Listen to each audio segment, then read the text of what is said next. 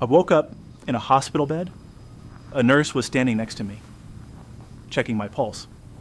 But her face was calm, the way hospital staff learn to look calm, even when something is wrong. I didn't know how I got there.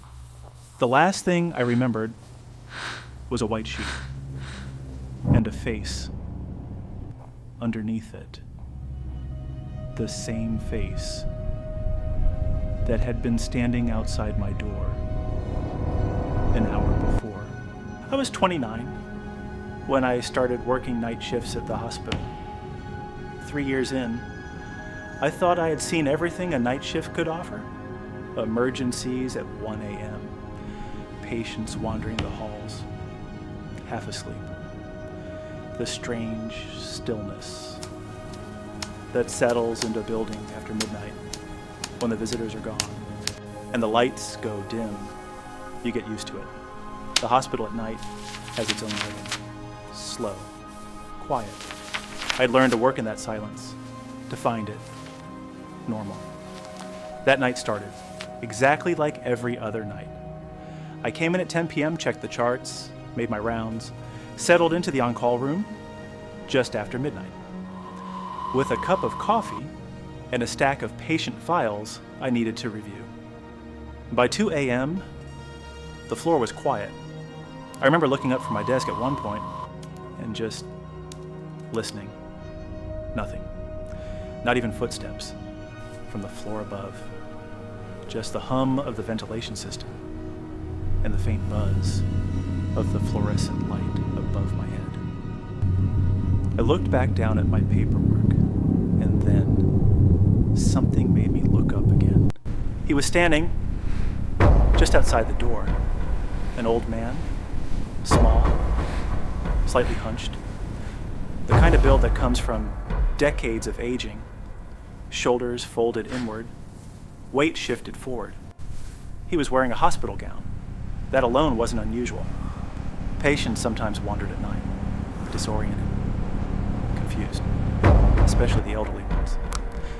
But something about the way he was standing stopped me. He wasn't moving. He was just standing there, directly in front of the door, looking at me through the narrow window in the door panel. His mouth was moving. I couldn't hear anything through the door, but I could see his lips moving slowly, like he was trying to tell me something, like he had something important to say and couldn't understand why I wasn't responding. I stood up. I told myself it was just a patient who needed help. Disoriented maybe, lost. I opened the door. The hallway was empty. Not empty like he had walked away. Empty like he had never been there. I stepped out and looked both directions. The hallway stretched long and pale in both directions. Under the fluorescent lights, a few doors, a supply cart parked against the wall, nothing else. And then I saw him.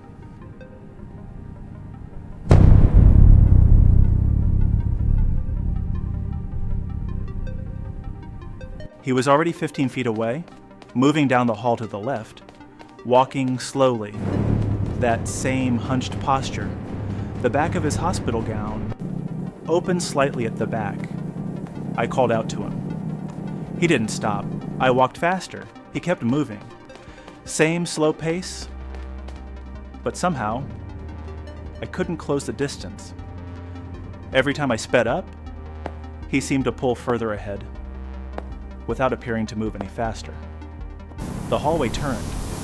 He turned with it. I followed. The lights here were dimmer. One of the panels overhead was flickering. That slow, irregular flicker that facilities maintenance never seems to get around to fixing. My footsteps echoed. His didn't.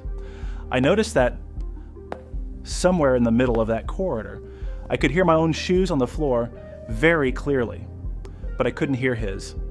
No shuffle, no soft pad of bare feet on linoleum, Nothing. I kept following. He turned again, and I realized I knew where we were. This corridor led to one place.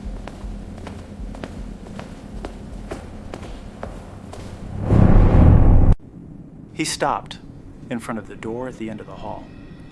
I stopped too. The sign on the wall, to the left of the door, read what I already knew it would read: the morgue. The door was slightly ajar, just a few inches. Enough to see darkness on the other side. The old man stood in front of it for a moment. Then he pushed it open slowly and stepped inside. I stood in the hallway and didn't move. Every reasonable part of my brain was telling me to stop, to go back, to call someone, to not walk through that door alone at 2 a.m. I stood there for what felt like a long time. Then I pushed the door open and walked in. The cold hit me first. Morgues are kept cold. I knew that. But knowing it and walking into it at 2 a.m., after following a silent old man through a dim hospital corridor, are two very different experiences. The room was dark, except for a strip of pale light coming from somewhere near the ceiling. Enough to see by? Barely. I looked around. The old man was not in the room. There was nowhere he could have gone. The room had one entrance, the door I had just come through. No windows, no other exits that I could see. He was simply gone. What was in the room was a gurney, positioned in the center of the floor, a body on it covered completely by a white sheet, perfectly still. The way bodies are still, not the stillness of sleep, but something more final than that. I stood near the door for a moment. I don't know what I was waiting for. Then I walked toward the gurney.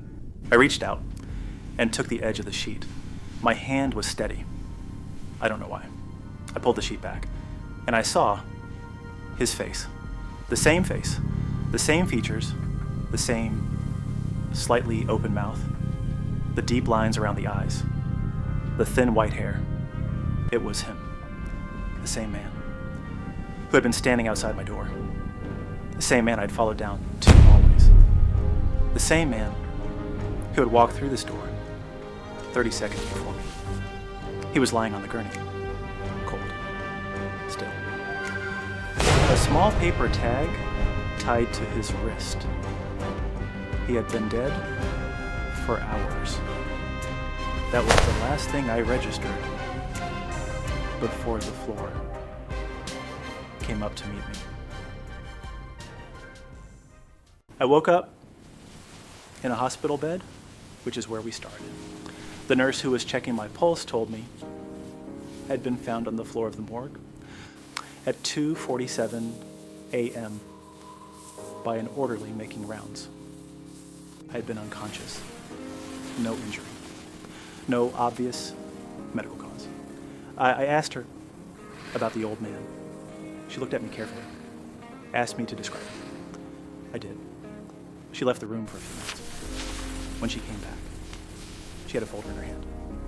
She opened it, looked at something inside, and then looked at me. She said the description matched a patient who had been brought in the previous evening, admitted at 11 p.m. He had passed away quietly, alone, sometime before midnight. No family, no visitors, no one who had come to identify him yet. Neither of us said anything for a moment. Then she checked my IV line, made a note on her clipboard, and told me to get some rest. I've thought about that night many times since. I've tried to find an explanation that makes sense, a logical sequence of events that accounts for what I saw, and what I followed, and what I found. I haven't found one. What I keep coming back to is this. He had been alone. He died alone. No one came for him. And somehow, in whatever time exists between those two things, he found someone to walk with him to the place. He was already waiting. I don't know what he was trying to tell me through that door. Maybe nothing. Maybe he just didn't want to go there alone. If this story stayed with you, you know what to do. And if you've ever worked a night shift and seen something you can't explain, the comments are open. I read them.